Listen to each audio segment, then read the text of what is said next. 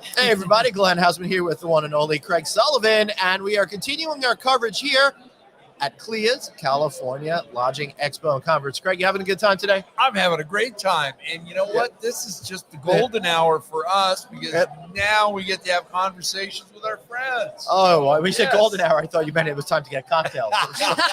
Still a couple hours away from that. That's the Friday show. Oh, yeah. So, but anyway, so one of the things that I find really important, Craig, is, I'm a board member of the Long Island Hospitality Association. There are so many great board members here.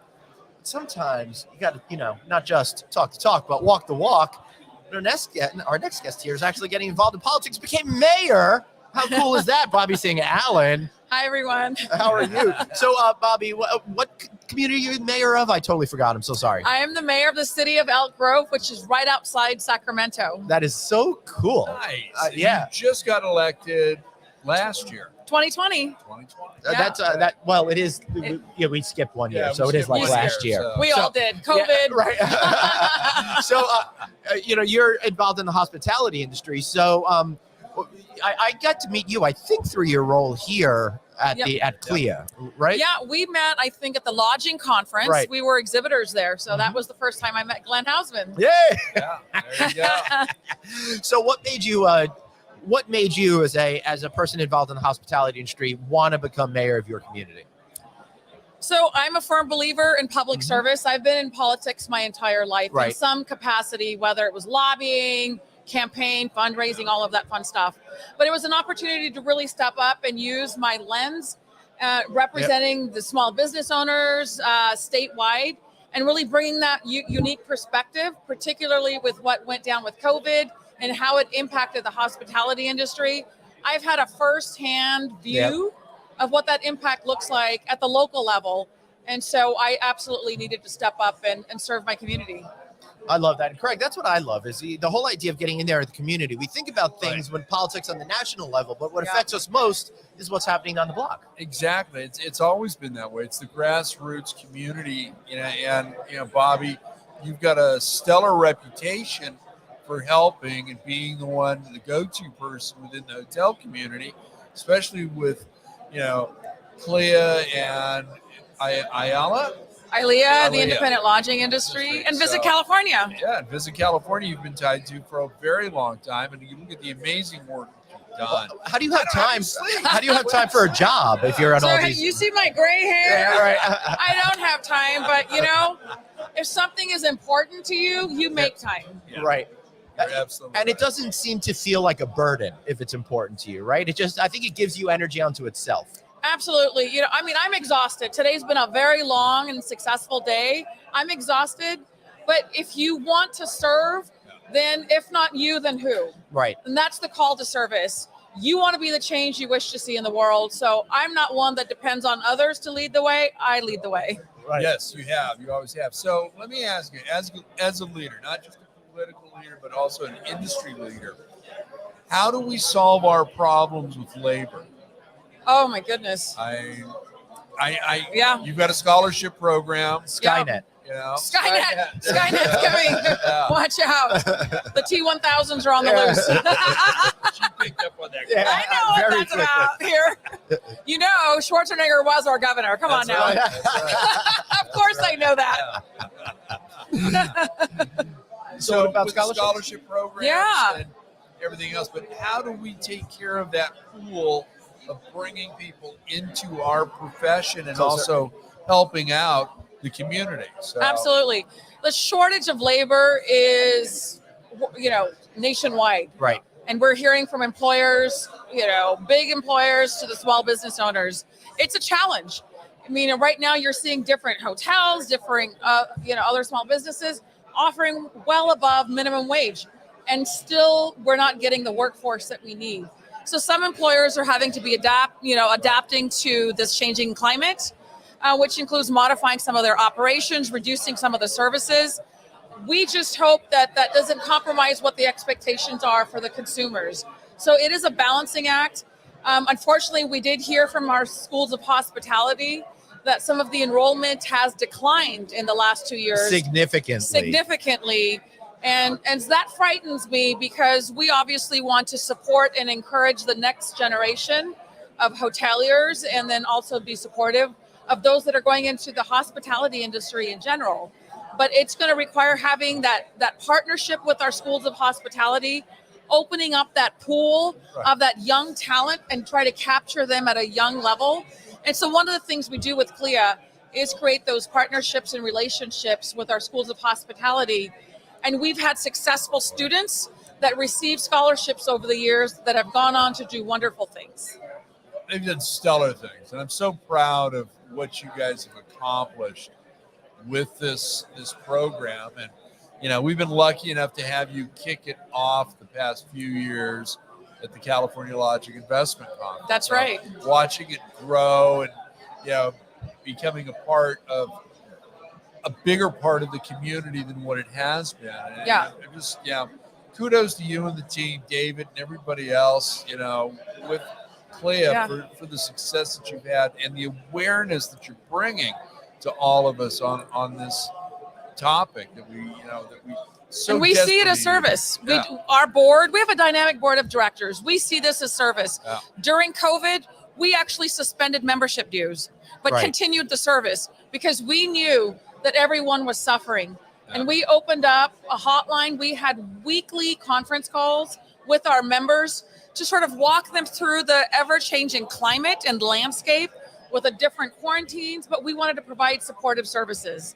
And so we would have guest speakers every week. Wow. With our economic recovery task force. And we had tremendous participation, all things from, the different labor laws that were changing with compliance with COVID and the protocols for hotels. It was a scary time for everyone. And that's where we as a board and as an association really stepped up.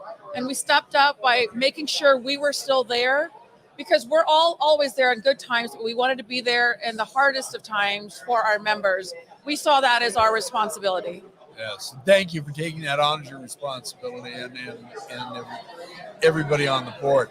So what one point do you want to get out to the audience about the Clia Expo 2022? This, resiliency. We heard about resiliency with Carolyn Batetta's amazing presentation with Visit California. Yeah. I'm amazed at how many people still showed up because we're still in the pandemic. Right. Well, particularly in California. And particularly in California. And, unfortunately, some of our board members caught COVID in the last 48 hours and were unable to attend. But we still have an enthusiastic crowd because we do want to get back to in-person meetings. Yeah. And as an association, we want to lead the way. We want to encourage our business community to go out there and set those expositions and conventions and have those meetings, because meetings mean business. And we need to be out there supporting our industry to the fullest extent. And we have a responsibility to lead the way. I love it. Even though the path of least resistance would have been, let's just wait until next year. Right. Wait and see. But why? Yeah. We are all eager to network and be together. And so here we are. Well, I think our community, bar none, we're always the first ones to help our communities. Yes. Okay, whether it's a natural disaster or man-made. Right. We take in the firefighters. Yes. The people who have been displaced because of a fire. So displaced, I have a wonderful story to share. Yes. Joseph Fan, who is one of our board members here at Clia, who owns Brighton Management and owns hotels everywhere. Right. He's opened up one of his hotels for our refugees from the Ukraine. Wow. The entire hotel. Wow. And so that is something worth celebrating. And we have our board president who was actually taken in a family in his home from the Ukraine. So we are all about service, not just hospitality, but really stepping up and giving back. So how do you connect the messaging of it makes you feel good to be in hospitality, to get to people actually want to be in hospitality? My fear, Bobby, is I watched it when I was in high school in the 1980s. Yeah. The whole shutting down of programs for people that wanted to do trades and stuff like that, and That's a sense right. of demonizing all of that. And if you didn't have a college education, then you're not going to amount to anything. That's right. So it's almost been programmed into our society now for a generation and a half, maybe 2 generations. How do we get people now to overcome all that they've heard to see how magical and incredible our business is? Absolutely. So, I don't know if you know, but my former life before I was mayor was I served on the Elk Grove Unified School District. as a trustee Right, for the yeah. 4th largest school district in California. Wow. And so with wearing that lens, we know firsthand that not all students are meant to go to college. Right. Nor should And nor they. should they, because you can be very successful. Hospitality provides a wonderful pathway to success.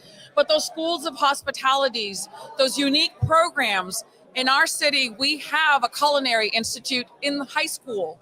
So when you graduate high school, you have a specialized certificate Love it. that gives you that edge to go into the restaurant industry. Awesome. And we also have another hospitality and travel within our school systems. So it's a real challenge right now to our overall school system to have those partnerships with not only higher institutions, with our 2-year colleges, Right. because that's where you save most of the tuition, Right. but to create career pathways at a very young age so that they don't burn out, or they don't feel like if I don't choose this career or a 4-year school that I'm doomed. You can be very successful as long as you follow your passion. That's true. I mean, we say time and time again, so many people that have achieved the highest levels in the Yep. hospitality business did not go to college. That's right. 2 of our Yep. very good friends, Chris Green Yep. and Tom Goucher, Mhm. right? They both started out as hourly Yes. associates, and they're both running 2 great companies now. I mean, our board president started, just Yeah.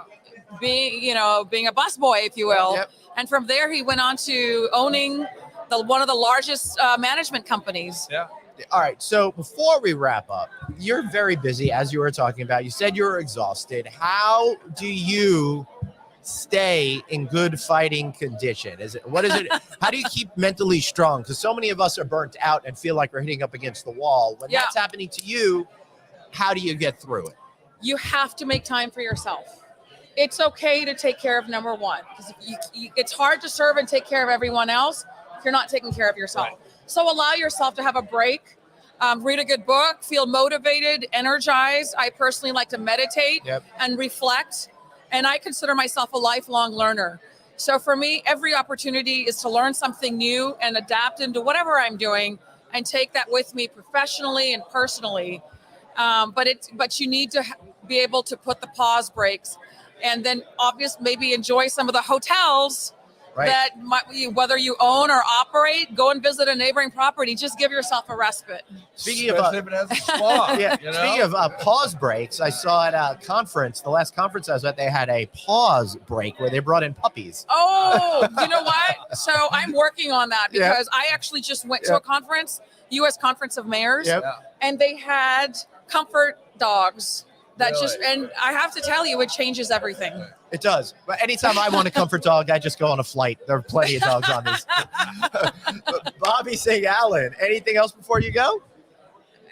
Stay strong. We're going to get through this together. The resiliency, it's a team effort. So just keep the faith and dream big. Beautiful. Thank you Thank so you, much. Bobby. Really appreciate you. Well, Craig, that was a great That was interview fun. there. Yeah, for right. sure. Bobby's always great to talk to. I've known her for Yep. a very long I know time. you're only saying that because she's still right there. I know. Yeah, I know the secret. audience doesn't know.